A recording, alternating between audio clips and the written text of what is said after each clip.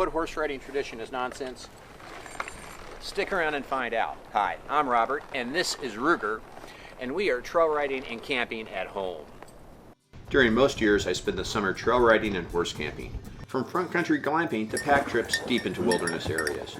The rest of the year, I lead trail riding and horse camping clinics across the U.S. and even internationally, where I share my knowledge to help you escape the arena and enjoy the great outdoors.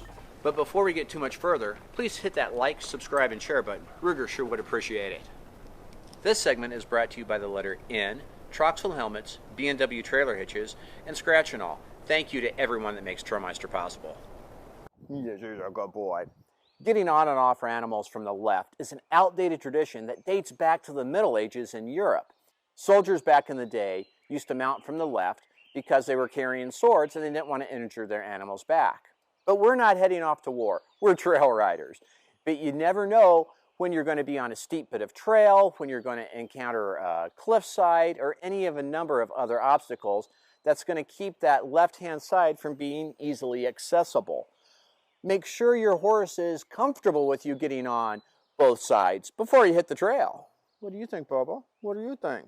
If you don't believe me, way back in 360 BC, Xenophon wrote in The Art of Horsemanship that riders should be able to mount from both sides of the animal.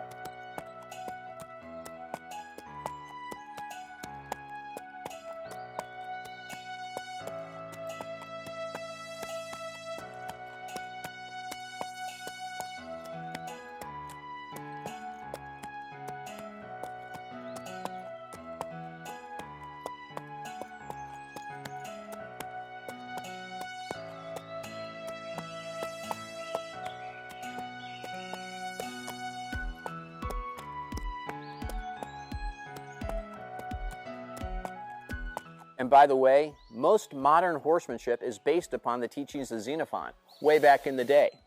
What do you think, huh? Being able to mount and dismount from both sides is an important skill to practice at home. And if you've never done it before, you're ready for him to ask you what's going on. And I guess I need to tighten that cinch.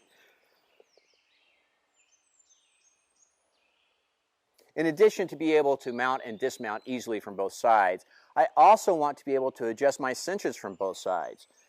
To that end, I've removed all of the off billets on all of my saddles and replaced them with latigos.